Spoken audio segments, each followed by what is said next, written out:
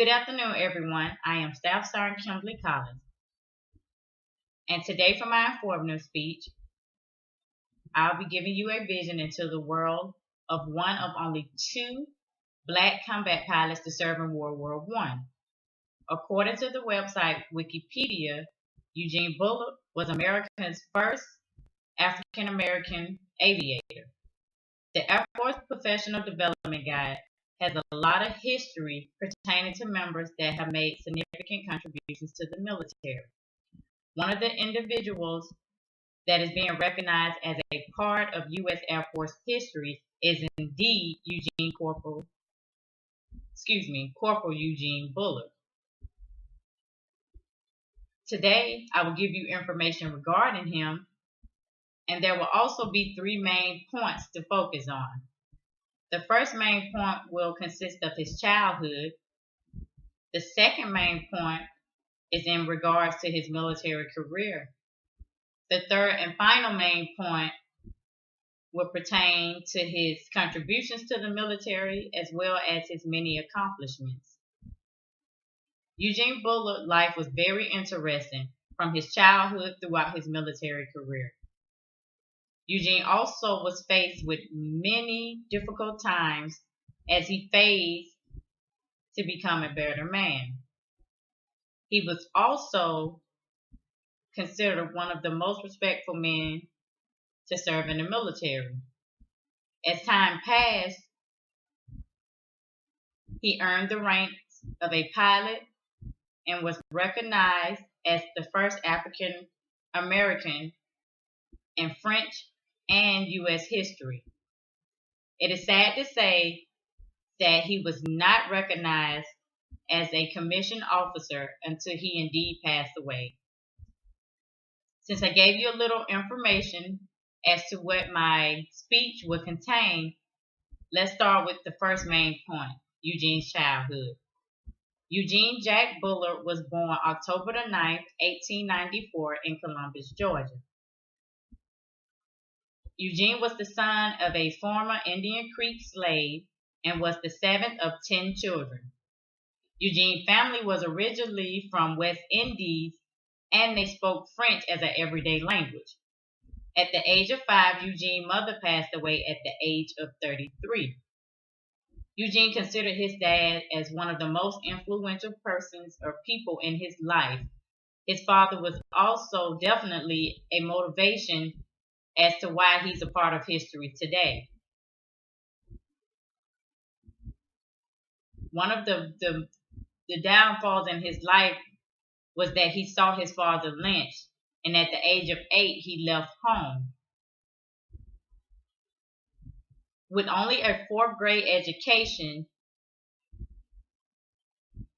he searched and scattered over the southeastern United States, searching for ways and a means of travel to France. So growing up, Eugene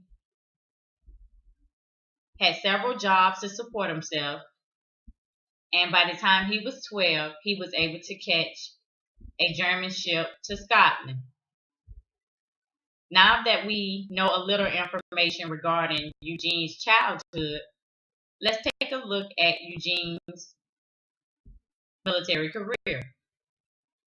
According to the Air Force website, Air Power, Eugene joined the French Foreign Legion on October the 9th, 1914, his 19th birthday.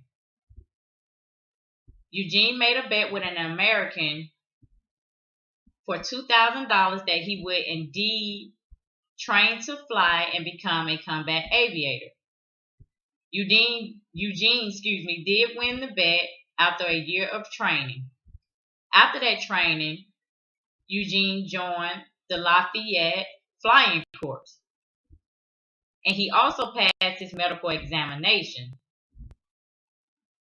Unfortunately, Eugene was denied commission because at the time, blacks were barred from flying in U.S. service.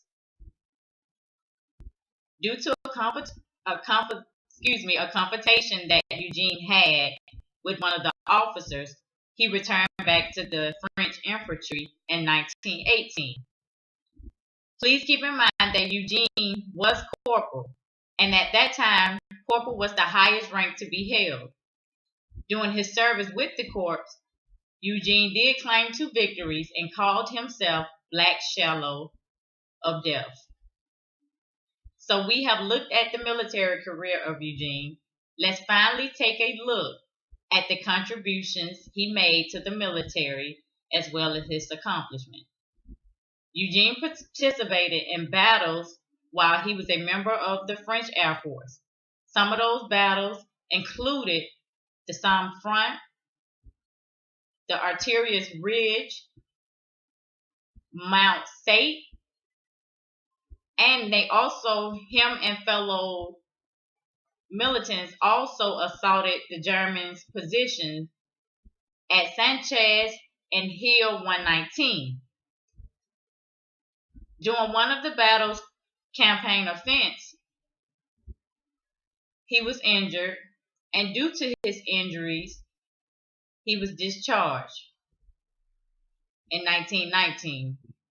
He was also credited for shooting down one of the German MiGs, and he was also honored as the first black pilot.